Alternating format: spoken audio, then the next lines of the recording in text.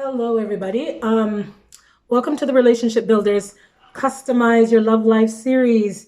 You are here for another video today with Bobby and Joy. So, today I'm choosing to talk about what is causing your chronic single status. And I more specifically speak to ladies, but that could be for anybody, male and female.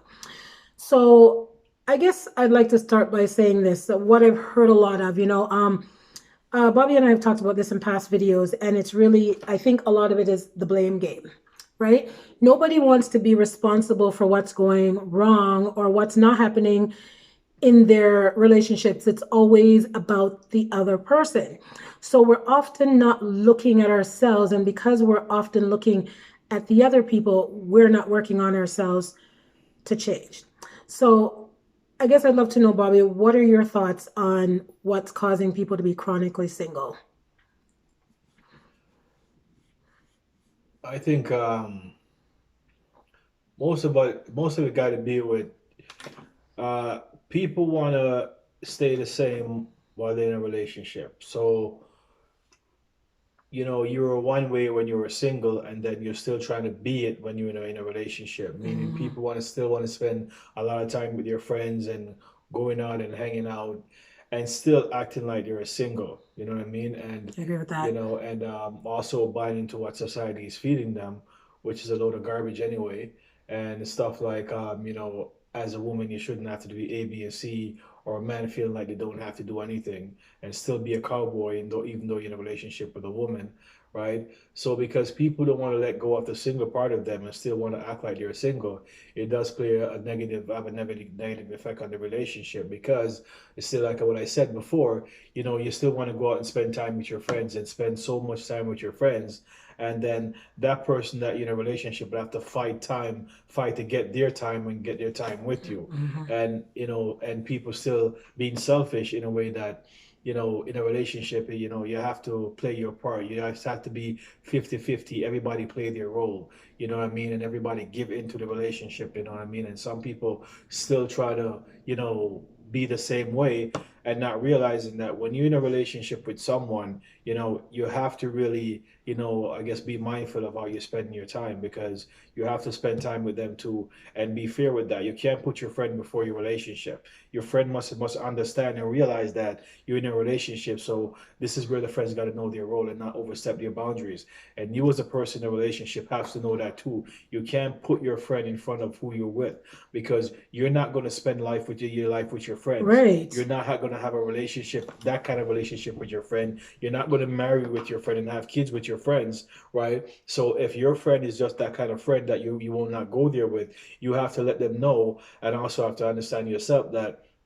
they're gonna have to take a step back, and realize that there's other person that in your life, that that person is a special person to you, and you want to have that relationship grow. But you can't have that relationship grow if you're still thinking that you still got to spend X amount of time with your friends and do everything with your friend, and then they just get the leftovers, right? Right. Because that's not going to work. Right, so that's why a lot of people stay single, because there are certain things that they don't want to give up. I agree There's with that. people in a Mhm. relationship, women in a relationship don't want to give up their dildos. You know what I mean? Don't want to give up Let's their go sex there. toys. There's guys that in a relationship don't want to stop, watching X amount of porn and have girls on the side, right? And when you take that into a relationship, it does affect the relationship, Yeah. Yeah. because that person can't get the whole you. I talk about the sex toys. If you're getting pleasure with, having your dildo collection, and you're satisfying yourself, then he's just going to get the leftovers. And if he can't make it because he's working late, or for some reason, and you feel that urge, you take out your toy and then you start playing with it. So by the time he gets home, then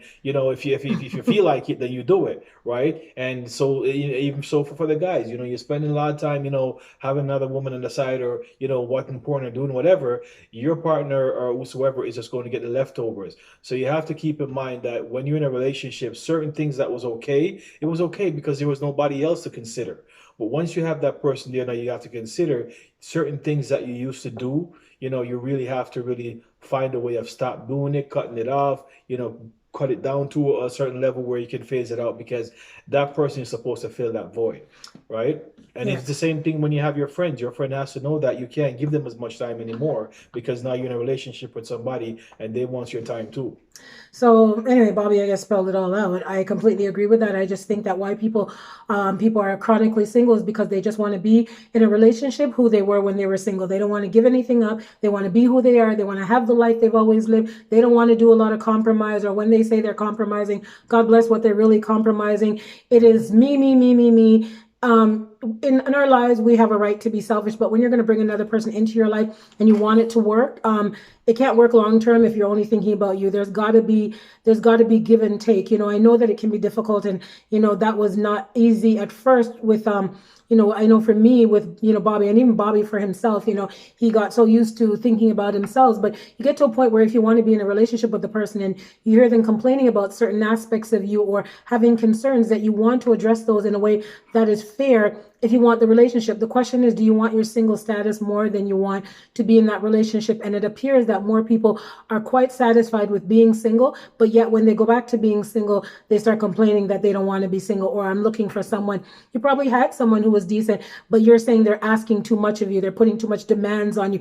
That they're demanding of your time, and I can't give that much of my time, and they're nagging me, and all the things that they say is crazy to me. When you decided you want to be in the relationship, as long as no one forced you, you were not held at gunpoint to be in that relationship, then you have to understand that there's got to be some fairness of sharing, whether it be time, energy, just compromising on the things that you do. You cannot behave in a single way and expect to be in a relationship. And you see, once you learn to share, honestly, it reminds me of children, when they're little, they go to daycare, they're in kindergarten, they have a toy, and then they bring it to school, and then the other kids want to play, and then they pull it back from them and say, no, I want my toy. To me, that's what a lot of adult people are doing these days. I want my space. I want my time. I want my this.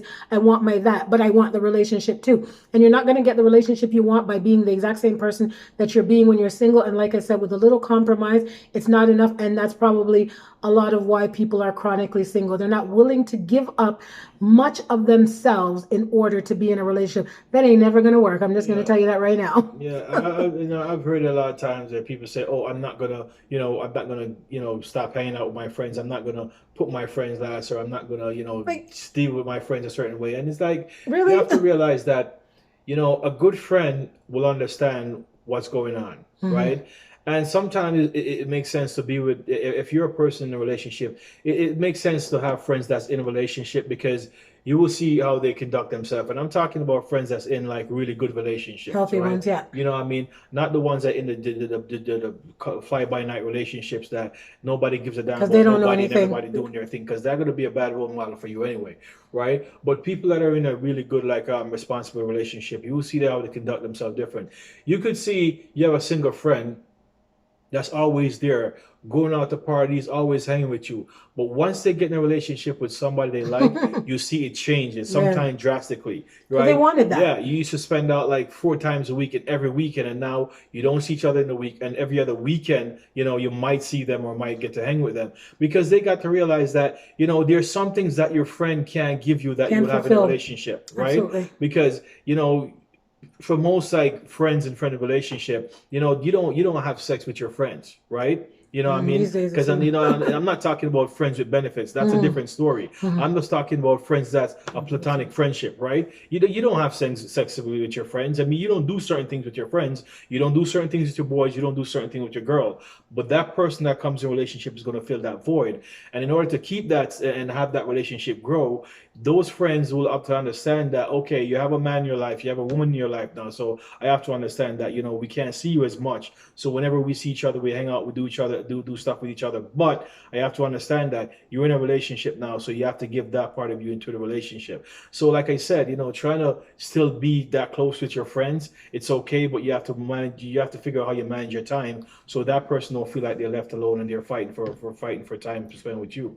I know that when I met you, I used to have, certain people that I used to hang out with. And I remember that when I mentioned something one day about going to hang out with you, and they were like, "Oh, you're spending, a lot of time with him." Of course I am. I hung out with you guys because I didn't have him to hang out with, and now that he's here, I want to hang out with him. And it's so interesting because that was, over 14 years ago, and that particular person is still single today, right? If they're choosing their friendships over their relationships, that's their choice. But people, we're born, we're here, we're brought into this world, and we're young, we grow up, we have friends, but the objective eventually is to find that person to share your life with. And that means that you're not going to be with your friends all the time, and it can't always be about your friends. You grow up and you take on responsibility and you share a life with someone else. So you can't expect that the same things are going to happen. It doesn't mean that you don't have friendships and relationships, but it means that they're at bay. They're not the most important. Or now you kind of bridge the two together. You have your relationship and you have your friends come over maybe for a Saturday night, watch movies, hang out,